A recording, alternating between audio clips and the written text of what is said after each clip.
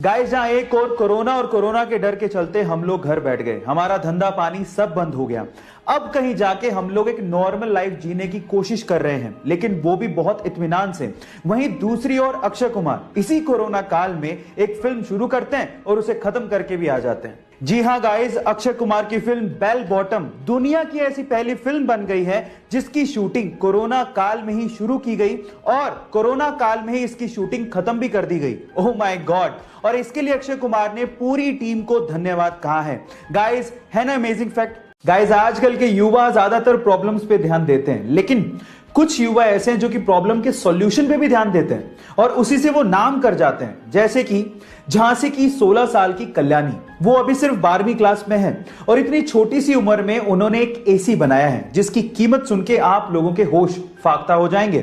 Guys, उस AC की कीमत है मात्र 1800 रुपए। जी हां, आप ठीक सुन रहे, 1800 रुपए। अब आप लोग कहेंगे तो इलेक्ट्रिसिटी का बिल बहुत आता होगा, लेकिन ऐसा भी नहीं है। वो सोलर एनर्जी से चलता है, इसलिए इलेक्ट्रिसिटी के बिल की कोई प्रॉब्लम ही नहीं है।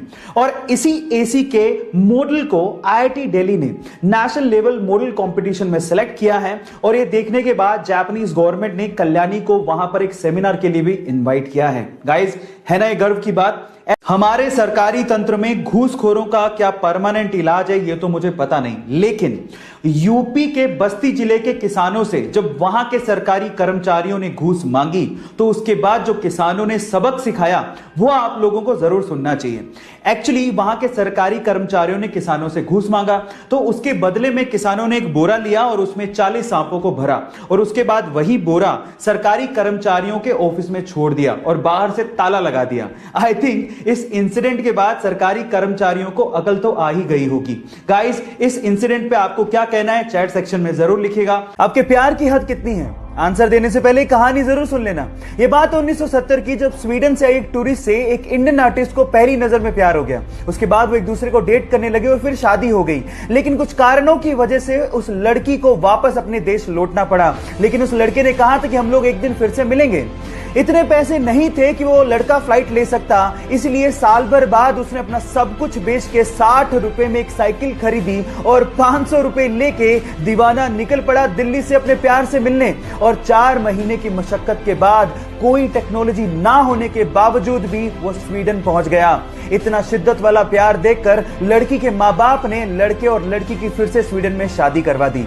है ना जुनूनी बात? आपके प्यार में कितना जुनून है चैट सेक्शन में लिखने मत भूलिएगा।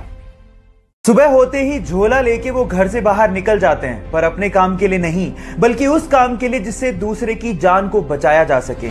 वो पेशे से डॉक्टर नहीं है, लेकिन जिसकी जान बच जाती है उसके लिए वो भगवान से कम भी नहीं है।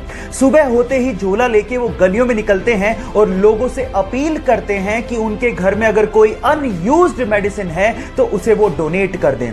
फिर उन मेडिसिन को इकट्ठा करके वो जरूरतमंदों को और गरीबों को फ्री में बांटते हैं। लोग प्यार से उन्हें मेडिसिन बाबा के नाम से जानते हैं। है ना बड़ी बात? तो इंसानियत की इतनी बड़ी मिसाल देने वाले ओमकार नाथ शर्मा जी को मेरा सलाम। 14 मार्च इतिहास का सबसे रहस्यमय डेट है। अब ऐसा क्यों?